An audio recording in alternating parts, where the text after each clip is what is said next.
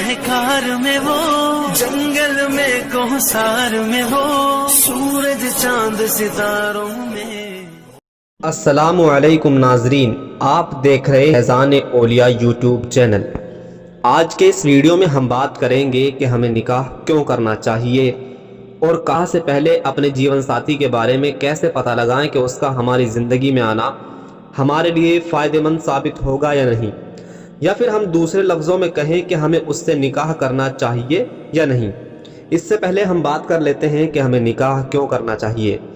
अल्लाह रब्बुल इज़्ज़त कुरान शरीफ के 4 पारे की सूरह निसा में इरशाद फरमाता है, जिसका तर्जुमा कुछ यूँ है, तो निकाह में लाओ जो तुम्हें खुश आएँ। और दूसरी तरफ हमारे प्यारे आका व मौला हुजूर अहमद मुज्तबा मुहम्मद मुस्तफ़ा रूहुल फ़िदा सल्लल्लाहु तआला अलैहि वसल्लम इरशाद फरमाते हैं, जिसका तर्जुमा कुछ यूँ है, निकाह मेरी सुन्नत है।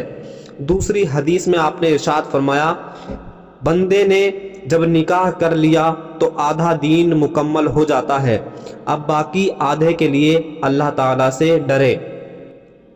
और तीसरी हदीस में आपने इरशाद फरमाया, ऐ जवानों, जो तुम में से औरतों के हुकूक अदा करने की ताकत रखता है तो ज़रूर निकाह करे, क्योंकि ये निगाह को झुकाता है और शर्मगाह की हिफाजत करता है। और जो इसकी ताकत न रखता हो वो रोज़ा रखे, क्योंकि ये शहवत को कम करता है। नाज़रीन, आपने जाना कि अल्लाह रब्बुल इज़्ज़त ने कुरान शरीफ में निकाह करने का हुक्म फरमाया और हमारे प्यारे नबी ने भी निकाह करने को अपनी सुन्नत फरमाया है। नाज़रीन, कुरान और हदीस से ये साबित हुआ कि हमें निकाह क्यों करना चाहिए। नाज़रीन, अब हम निकाह के कुछ ज़रूरी मसाइल के बारे में बात कर लेते हैं।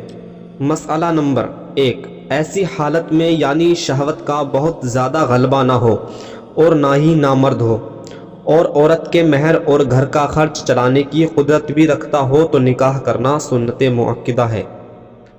मसला नंबर 2, शहवत का गलबा ज़्यादा हो और ऐसा अंदेशा हो कि ज़िना कर बैठेगा और बीवी की महर और घर का खर्च उठाने की कुदरत भी रखता हो तो निकाह करना वाजिब है। मसला नंबर 3, और अगर ये यकीन है कि अगर निकाह ना किया तो ज़िना हो जाएगा तो ऐसी सूरत में निकाह करना फ़र्ज़ है। मसला नंबर 4, अगर ये अंदेशा है कि घर का खर्च न दे सकेगा या जो ज़रूरी बातें हैं उनको पूरा न कर सकेगा तो निकाह करना मकरूह है। लेकिन अगर इस बात का यकीन है कि घर का खर्च न दे सकेगा और जो बाकी ज़रूरतें हैं उनको पूरा न कर सकेगा तो निकाह करना हराम है, लेकिन निकाह हो जाए।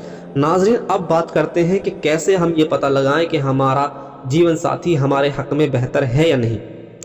यानी दूसरे लफ्ज़ों में कहें तो हम इस्तिखारा कैसे करें। किसी भी नए काम को शुरू करने से पहले इस्तिखारा करना चाहिए, और इस्तिखारा उस अमल को कहते हैं जिसके करने से गैबी तौर पर यह मालूम हो जाता है कि उस काम को करने में फ़ायदा होगा या नुकसान हो जाएगा। और अगर वो काम आपके लिए अच्छा है तो इस्तिखारे की बरकत से गैब से असबाब पैदा हो जाते हैं, और वो काम आपके लिए बेहतर नहीं है तो कुदरती तौर पर इंसान उस काम से बचा रहता है। इस्तिखारा किसी भी नए काम को शुरू करने से पहले ज़रूर करना चाहिए, जैसे कि आप कोई नया कारोबार करना चाहते हो, या आप मकान बनाना चाहते हो, या फिर मकान ख़रीदना चाहते हो, आपका किसी सफ़र पर जाने का इरादा हो, या आप कोई नई चीज़ ख़रीदना चाहते हो। इन सब में नुकसान होगा या फ़ायदा, ये सब जानने के लिए इस्तिखारे का अमल करना चाहिए। अब क्योंकि शादी एक ऐसा काम है जिस पर सारी ज़िंदगी के सुकून और आराम का दारोमदार है। बीवी अगर नेक, परहेजगार, मोहब्बत करने वाली, खुश मिजाज होगी तो ज़िंदगी खुशियों से भरी होगी और आने वाली नस्ल भी एक बेहतर नस्ल साबित होगी। लेकिन अगर बीवी बदमिजाज, बदकार, बेवफा हुई तो सारी ज़िंदगी झगड़ों से भरी और सुकून से खाली होगी, यहाँ तक कि फिर तलाक तक नौबत पहुँच जाए। इसीलिए बेहतर यही है कि इस्तिखारे के ज़रिए पहले ही मालूम कर लिया जाए कि जिससे शादी करने जा रहा है वो लड़की उसके हक़ में बेहतर है या नहीं, ताकि सारी ज़िंदगी खुशियों से गुजरे। अब बात कर लेते हैं नाज़रीन, इस्तिखारा करने का तरीका क्या है। जिससे निकाह करने का इरादा हो उसके बारे में किसी से ज़िक्र न करे, रात को खूब अच्छी तरह वज़ू करे और जितनी नफिल नमाज़ें पढ़ सकता है 2-2 रकात करके पढ़े।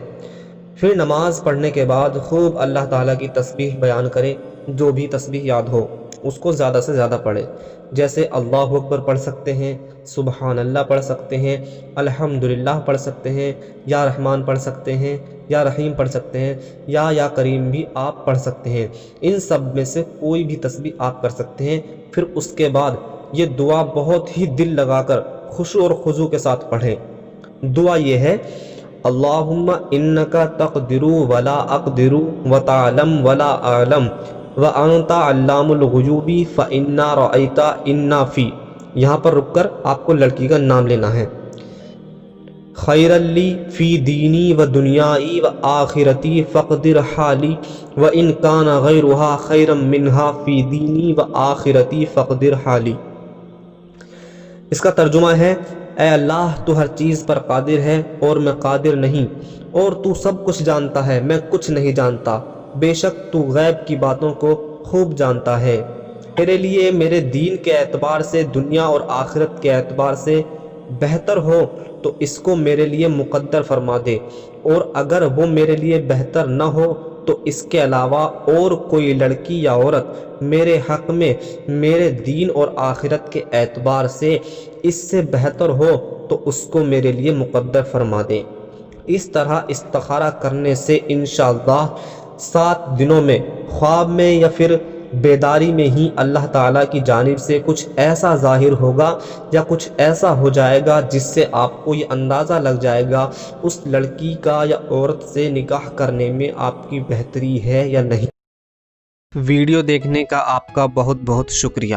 اگر آپ کو یہ ویڈیو پسند آیا ہے تو ویڈیو کو لائک کیجئے، اور روزانہ ایسی ہی نئی ویڈیوز کو دیکھنے کے لیے ہمارے چینل کو سبسکرائب کیجئے۔ ملتے ہیں ایک اور نئی ویڈیو کے ساتھ میں، تب تک کے لیے السلام علیکم ورحمۃ اللہ تعالی وبرکاتہ۔